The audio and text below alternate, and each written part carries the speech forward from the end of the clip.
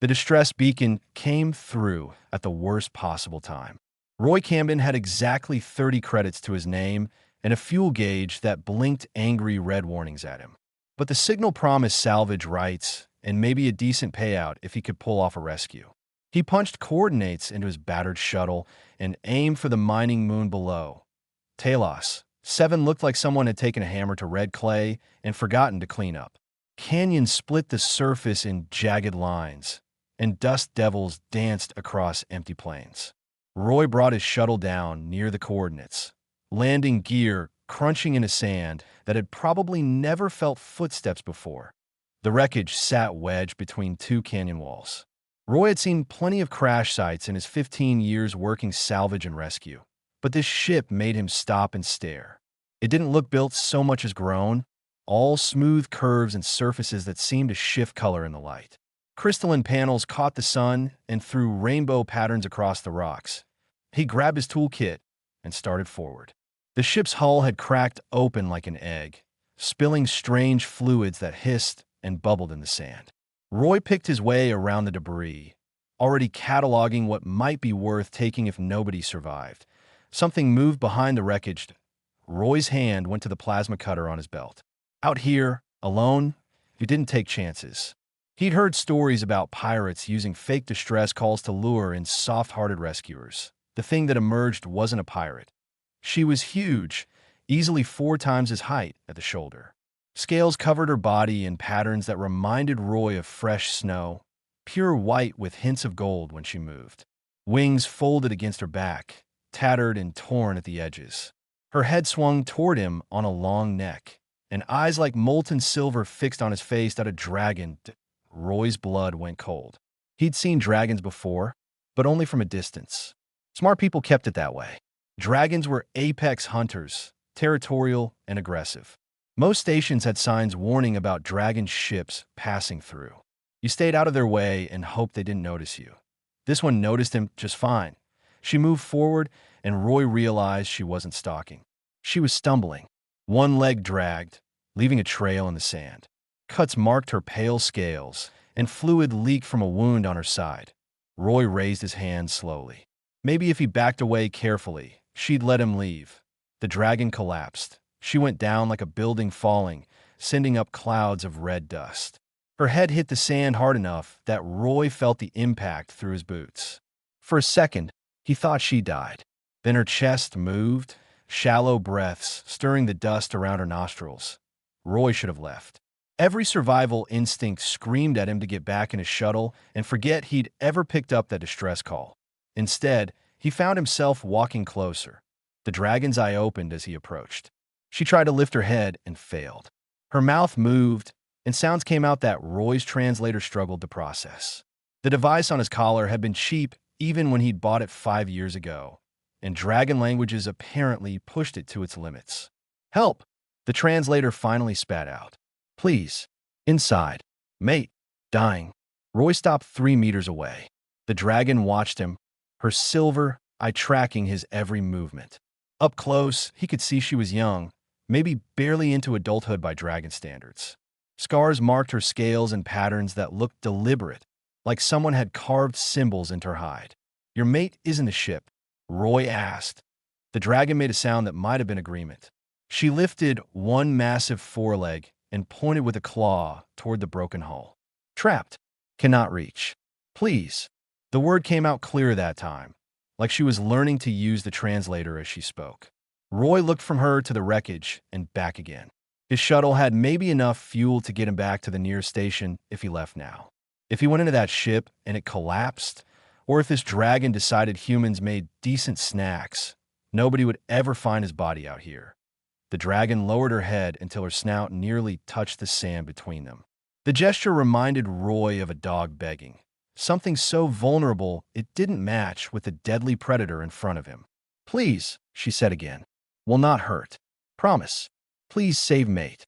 Roy had lost people before. He knew what that kind of desperation looked like. It transcended species, apparently. "I'll look," he said, "but if your mate tries to eat me, I'm leaving." "Understood." The dragon's eye closed for a moment, something that might have been relief passing across her face. "Understood. Thank you." Thank you. Roy adjusted his toolkit and started toward the broken ship. Behind him, the albino dragon dragged herself a few meters closer, close enough to watch but too injured to follow him inside. As he reached the hull breach, Roy wondered what kind of idiot risked his neck for creatures that could bite him in half. The same kind of idiot who couldn't walk away from someone begging for help. Apparently, he climbed through the breach and into darkness. Roy's headlamp cut through the darkness inside the ship. The beam revealed walls that pulsed with dying light, bioluminescent panels fading like dying fireflies. Everything curved in ways that made his eyes hurt, organic architecture that clearly hadn't been designed with human guess in mind. The corridor twisted deeper into the ship. Roy had to crawl in places where the ceiling had collapsed, dragging his toolkit behind him. Strange fluids dripped from overhead, hissing where they hit his jacket sleeve. He wiped the substance away quickly and kept moving. Sound echoed from somewhere ahead. Breathing, rough and labored.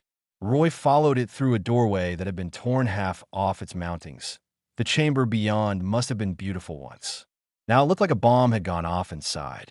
Equipment Roy couldn't identify lay scattered across the floor, sparking and smoking.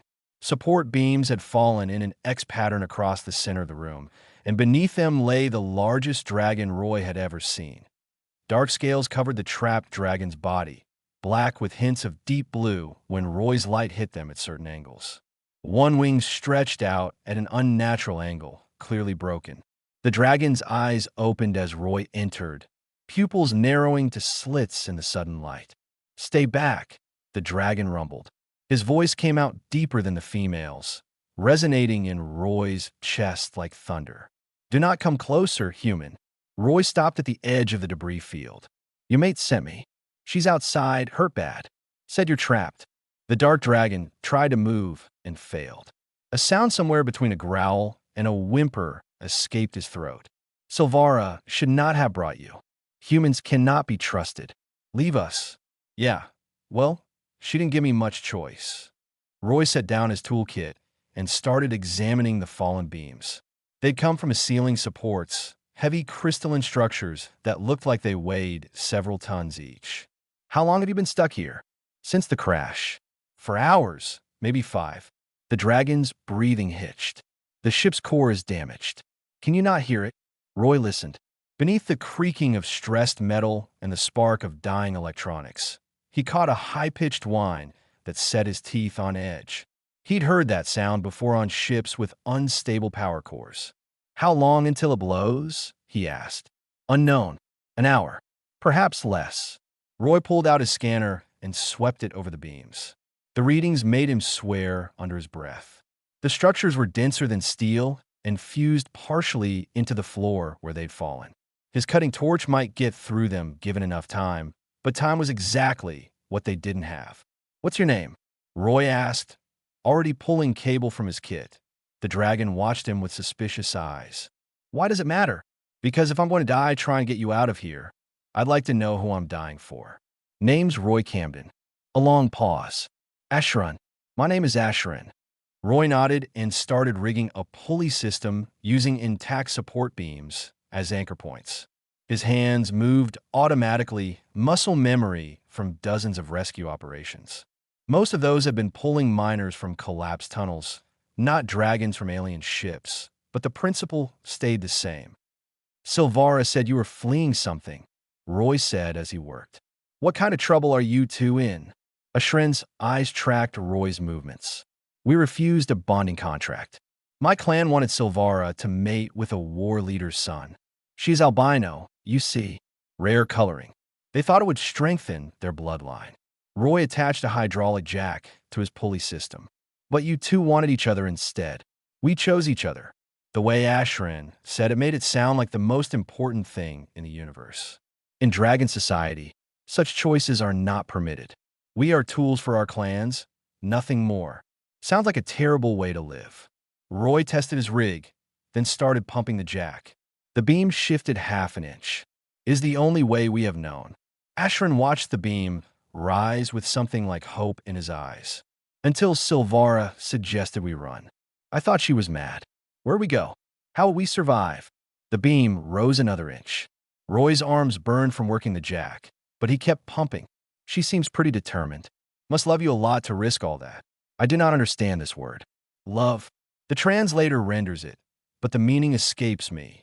Roy paused and looked at the dragon. You flew across space, left your entire world behind, and you don't know what love means.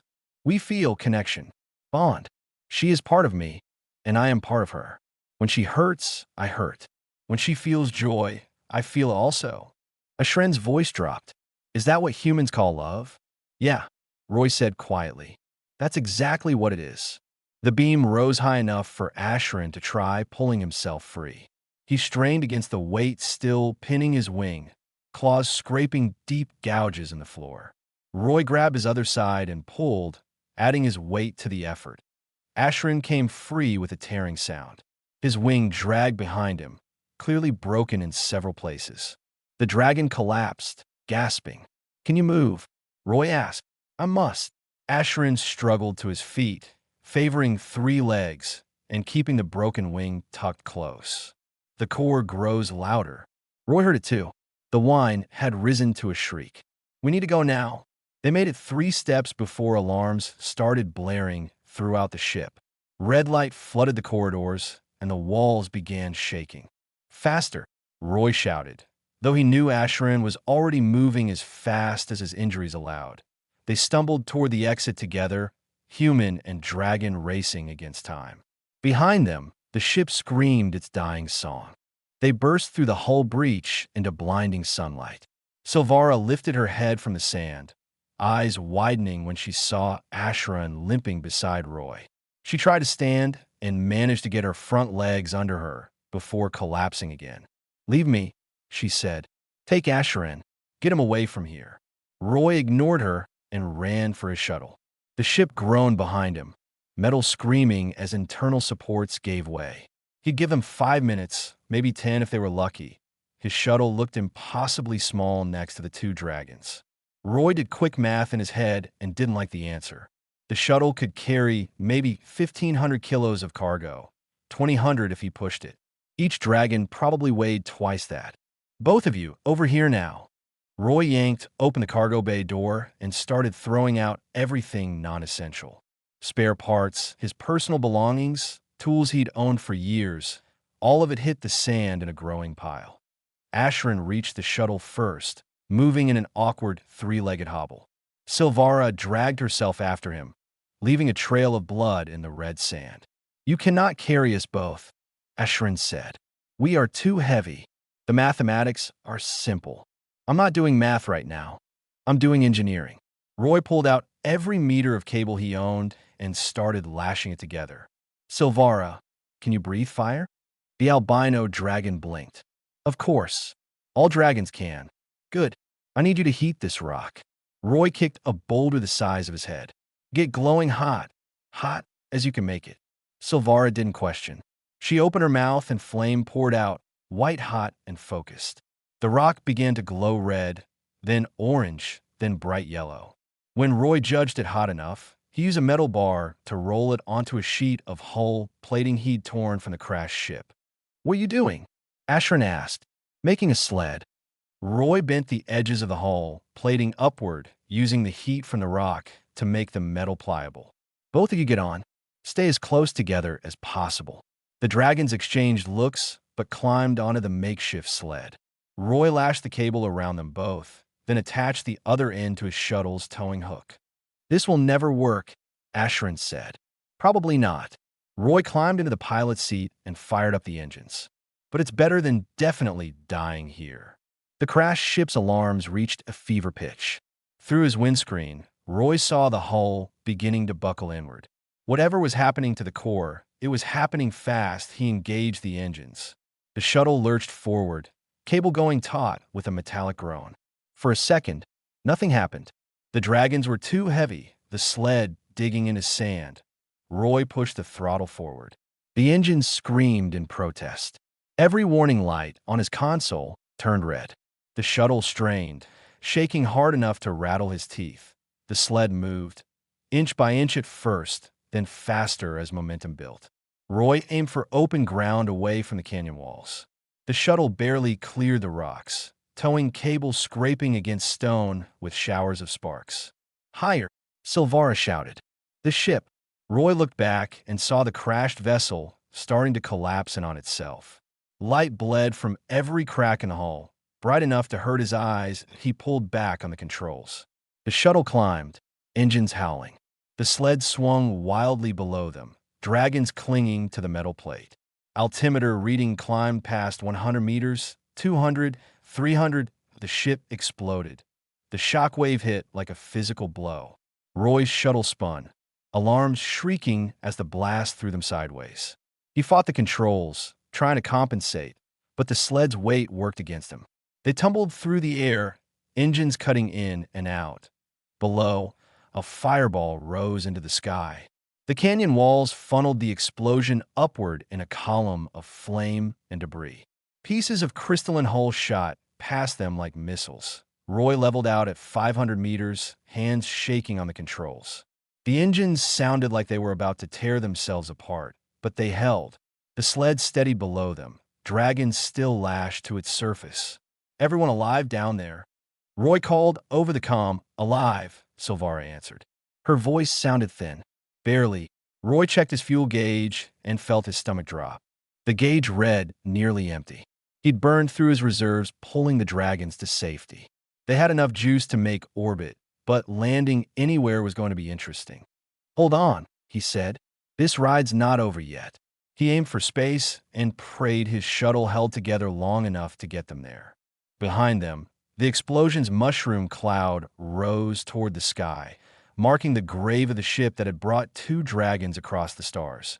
Roy had pulled off some crazy rescues in his time, but this one took the prize. He'd saved 2 dragons who by all rights should have eaten him. He destroyed his own cargo to make room for them. He'd burned his fuel reserve and probably broken half the systems in his shuttle. And somehow, against every reasonable expectation, they were still alive. The dragons rode their makeshift sled in silence as the shuttle climbed. Taos, 7 fell away below them, red sands giving way to the black of space. Roy allowed himself one shaky breath before focusing on the next problem. Where exactly could he take 2 fugitive dragons who'd just lost everything they owned? The answer came to him after a moment.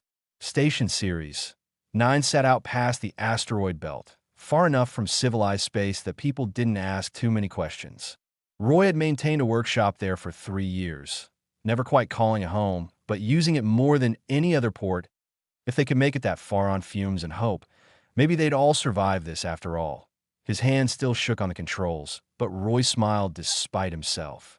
Sometimes the universe gave you impossible problems just to see what you do with them. That he set course for Series 9 and hoped his fuel lasted. They limped in a Series 9 on fumes and prayer. Roy's shuttle made sounds no ship should make, and station traffic control seemed too surprised by the 2 dragons riding a sled behind him to ask proper questions. He guided them to his workshop at the station's far end, away from prying eyes. The workshop took up half a warehouse unit. Roy had collected equipment over years of salvage work. Welders, diagnostic stations, storage crates full of parts. He cleared the main floor and brought the dragons inside before anyone could get too curious. Silvara collapsed immediately. Ashran managed to stay upright long enough to check on her before his legs gave out. They lay together in the middle of the workshop, taking up most of the available space. Roy grabbed his medical kit. The supplies inside were meant for humans, but injuries were injuries. He started with Silvara, cleaning the wound on her side and sealing it with industrial bonding agent. She hissed in pain, but stayed still. "This is going to leave a scar," Roy said. "I have many scars already." Silvara's voice came out tired. "What is one more?" Roy moved to Ashren's broken wing. The damage looked bad, bones clearly fractured in multiple places. He had no idea how dragon wings were supposed to work, let alone how to fix one. "I cannot set this myself," Roy admitted. "I don't know enough about your anatomy." "Show me what to do," Ashren said. "I will guide you." For the next 3 hours, Roy followed Ashren's instructions. They straightened bones, wrapped the wing in splints made from scrap metal, and secured everything with medical tape. The work was delicate and painful. Ashren never complained, but his claws carved deep furrows in the workshop floor. When Roy finally finished, both dragons fell into exhausted sleep. He sat on a workbench and watched them breathe. Silvara had curled around Asherin, her white scales contrasting against his dark ones. Their tails intertwined, and even unconscious they stayed pressed close together. Roy had lost people who meant that much to him once. Wife and daughter, gone in an evacuation that went wrong. He'd been the pilot, responsible for getting civilians off a dying colony. The ship had taken damage on liftoff. He made it to space with half his passengers still aboard, the other half left behind when the colony's atmosphere had ignited. He hadn't flown rescue missions since. Couldn't bear the weight of deciding who lived and who died. Instead, he'd worked salvage, dealing with machines and wreckage where failure only meant lost profit. Watching the two dragons sleep, Roy wondered if he'd been running from the wrong thing all along. Days passed. Asherin healed faster than Roy expected, his wing knitting back together with a speed that seemed impossible. Silvara's wound closed cleanly, though she moved carefully for the first week. They talked while they recovered. Roy learned about dragon clans, ancient hierarchies where bloodlines mattered more than individuals. Silvara explained how her coloring marked her as defective in her clan's eyes, valuable only for breeding but never respected. "They wanted my eggs," she said one evening. "Not me, just what I could produce for them." Asherin had refused the match arranged for him and declared his choice to bond with Silvara instead. That decision had made them both outcasts. "Where were you headed?" Roy asked. "Before the crash?" "The neutral territories," Asherin said. "Beyond the Veil Nebula. We heard there were colonies there that accepted refugees." Roy knew the area. Lawless space where the major powers didn't reach. Dangerous for anyone traveling alone, but possibly safe for those with nowhere else to go. "You'll need a ship," he said. "Yours is scattered across half of Taos 7. "We have no currency," Silvara said quietly. "Nothing to trade. We lost everything in the crash." Roy looked around his workshop. He owned the shuttle, his tools, and not much else. Most of his credits went to station fees and fuel. He wasn't rich by any measure, but he also wasn't using his workspace to its full potential.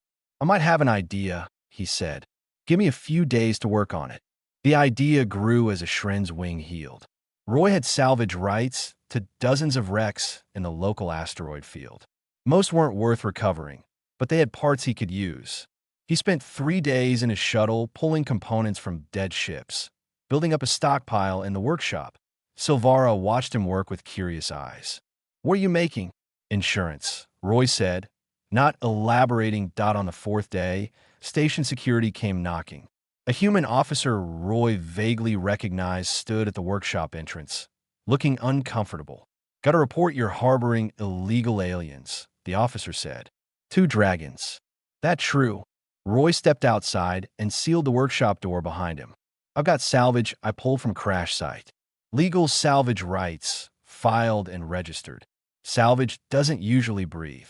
The officer tried to look past Roy into the workshop. "Mind if I check?" "You got a warrant." The officer's jaw tightened. "Look, Roy, I don't want trouble, but dragons are dangerous. People are nervous having them here. They're injured and recovering. They're not dangerous to anyone." Roy crossed his arms. "And unless you've got legal cause to enter my property, you could be nervous somewhere else." The standoff lasted a minute before the officer backed down. "This isn't over. People are asking questions. Let them ask." Roy watched the officer leave before going back inside. Silvara and Asherin had heard everything. They looked at Roy with expressions he couldn't quite read. "You risk much for us," Asherin said. "Why?" Roy grabbed a wrench and went back to his work. "Because you deserve better than dying alone on some moon. And because..." He paused, choosing words carefully. "Because I've spent too long running from things. Maybe it's time I stood still for once." Silvara made a sound low in her throat, something between a purr and a rumble. "You are strange, Roy Camden. Humans are said to be weak and fearful. You are neither." "I'm plenty scared," Roy said. "Just tired of letting fear make all my decisions." He didn't tell them about his wife and daughter. Didn't explain how helping them had cracked open something in his chest he'd thought permanently sealed. Some things were too personal to share, even with people who'd become something like friends. The workshop fell quiet except for the sound of tools on metal and the soft breathing of dragons. Outside, Roy knew trouble was brewing. But for now, in this moment, they were safe. That had to be enough. The bounty hunter arrived on day 12. Roy heard about him before seeing him, word spreading through the station that someone was asking questions about dragons. Asking with credits backing up the questions, which meant people talked. Roy found him at the Central Market, a Volner mercenary with scales that shimmered green gold under the lights. The Volner were reptilian-like dragons, but smaller, more humanoid in build. This one carried weapons openly, which was technically illegal, but nobody seemed eager to confront him about it. "You're Roy Camden," the bounty hunter said when Roy approached. "Not a question. Depends who's asking. Someone willing to pay for information." The Volner pulled out a datapad showing images of Silvara and Asherin, two fugitive dragons, worth 50,000 credits alive, 20,000 each if delivered dead. Roy kept his face neutral. 50,000 was more money than he'd see in 5 years of salvage work. "Haven't seen them," he said. The bounty hunter smiled, showing too many teeth. "Station records show you filed salvage rights on Taos 9 days ago. Same day, these two crashed there. Strange coincidence. Lots of strange coincidences in space." Indeed, the bounty hunter tilted his head. "You know what I think, Camden? I think you're a soft-hearted fool who picked up passengers he can't afford to keep. I think you're running out of credits and options. 50,000 could solve a lot of problems." Roy wanted to punch the smile off the mercenary's face. Instead, he shrugged. "Think what you want. I don't have your dragons." He walked away before the bounty hunter could respond. His hands shook, adrenaline making his heart race. The Volner wouldn't stop looking. Someone would talk eventually. Roy needed to move the dragons off station, but Asherin still couldn't fly properly, and they had no ship. Back at the workshop, Roy found Silvara and Asherin waiting. "We heard," Silvara said. "The bounty hunter. He seeks us." "Yeah." Roy started checking his supplies, mentally calculating what they'd need for a run to the neutral territories. "We need to leave. Tonight, if possible." "No." Asherin stood, his healing wing partially extended. "We will not let you sacrifice more for us. You have already given too much." "I'm not asking your permission," Roy snapped.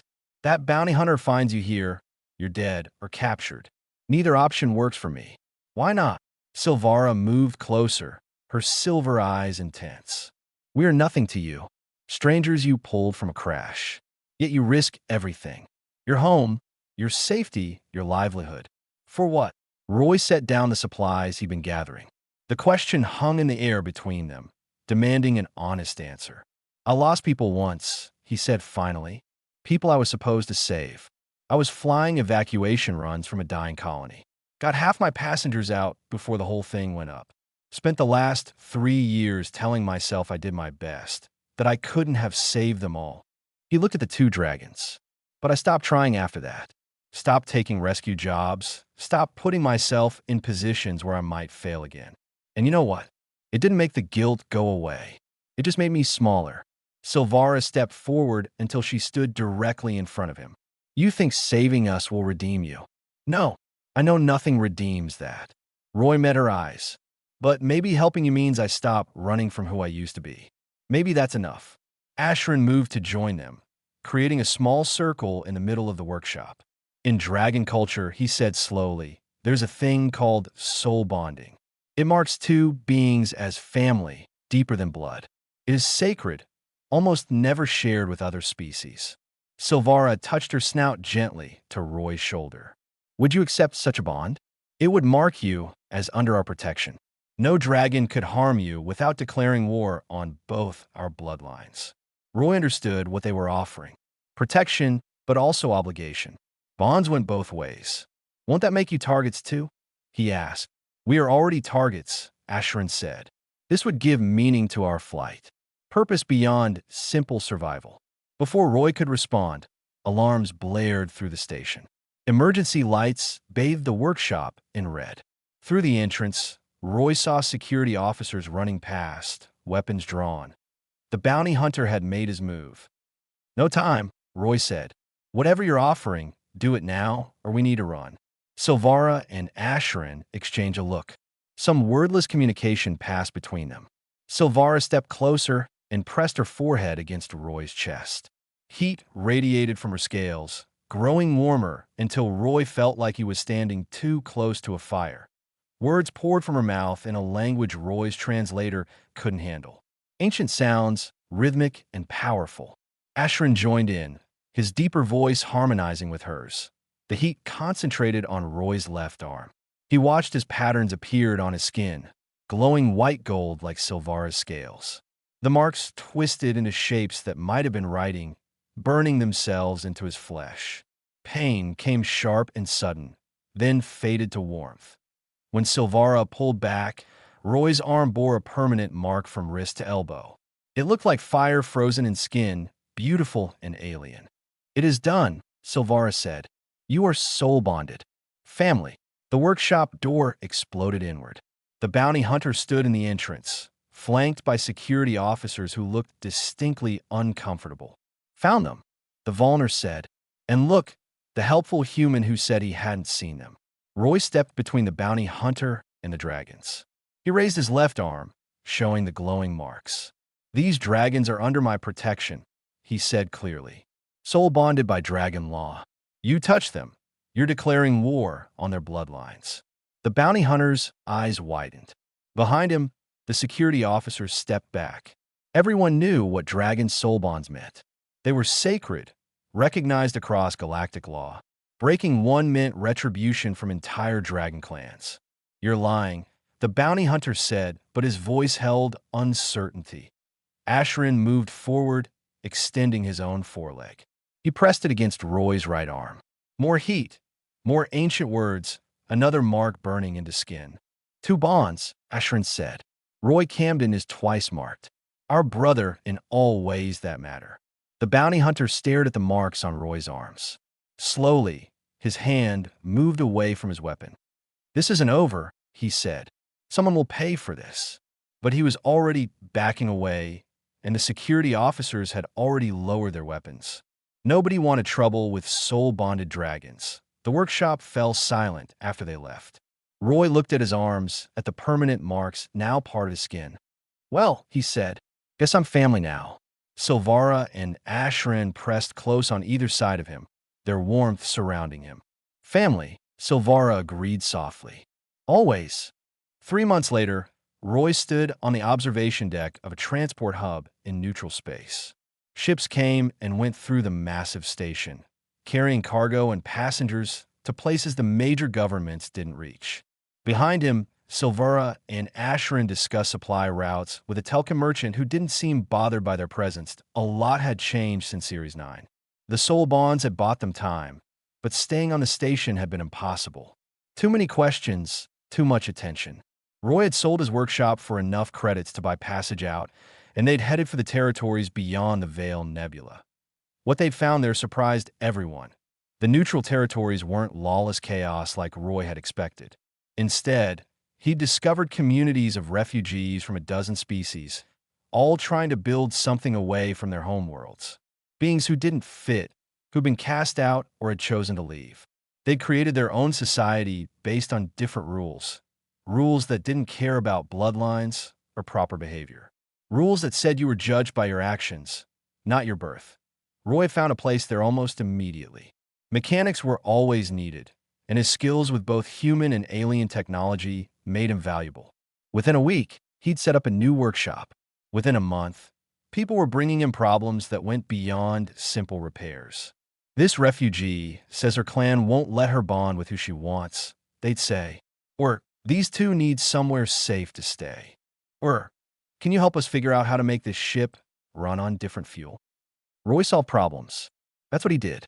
And somewhere along the way, he'd stopped running from his past and started building a future. A young Kellen approached him on the observation deck. The amphibious alien looked nervous, holding a datapad like a shield. "Master Roy," the Kellen asked, "I have questions about the engine designs you showed me." Roy smiled. He'd started teaching mechanics to anyone who wanted to learn. Turned out lots of refugees needed skills to survive out here. Show me what's confusing you, he said. They spent 20 minutes going over thruster configurations before Silvara joined them. The Kellen didn't flinch at her presence anymore. Most of the younger refugees had grown up around the dragons and saw them as protectors rather than threats. We have another arrival, Silvara said after the Kellen left. A family from the Outer Rings. They need shelter. Put them in Bay 12, Roy said. I'll check their ship tomorrow.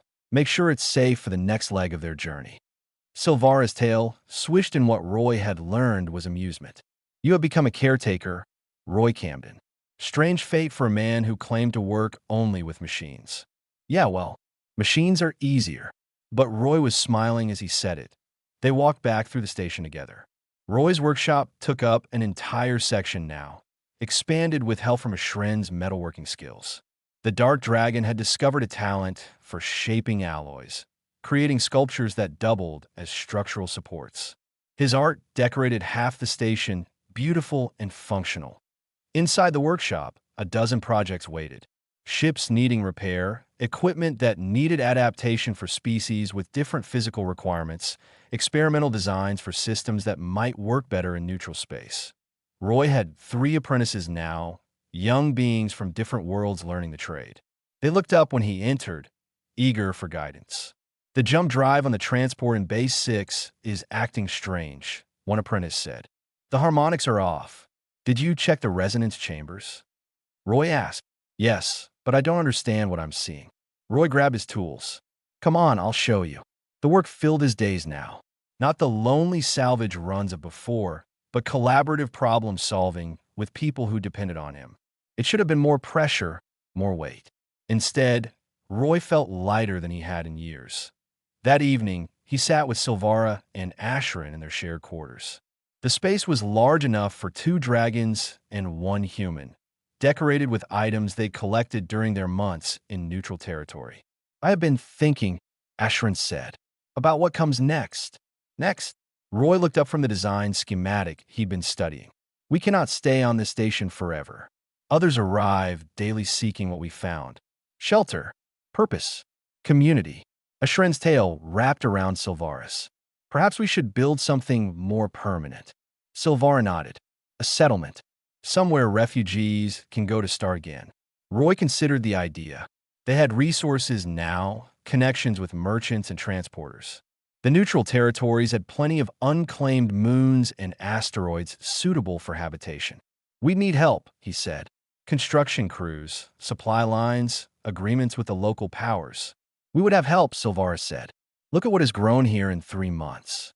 Imagine what could grow in 3 years. Roy looked at the soul bond marks on his arms.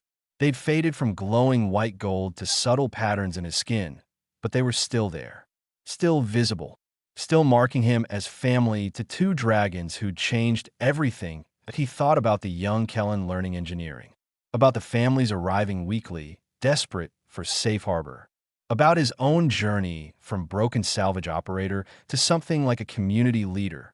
All right, he said, let's build something. Ashren's rumbling laugh filled the quarters.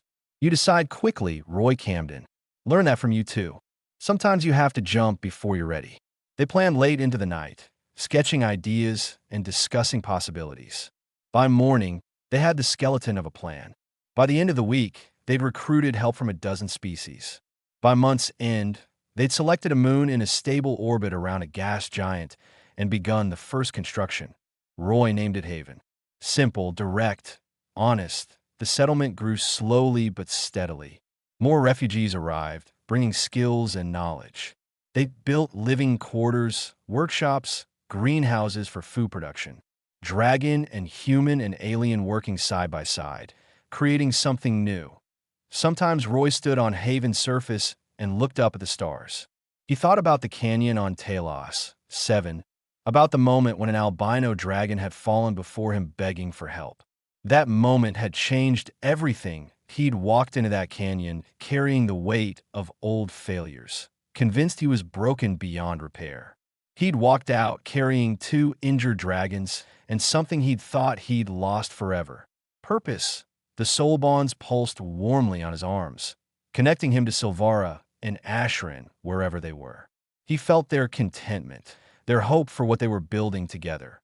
Roy had spent years believing that his greatest moment had been his worst failure. Turns out he'd just been waiting for the right moment to try again.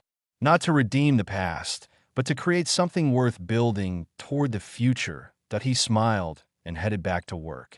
Haven wouldn't build itself, and people were counting on him. Some rescues saved everyone involved. This one had saved him most of all.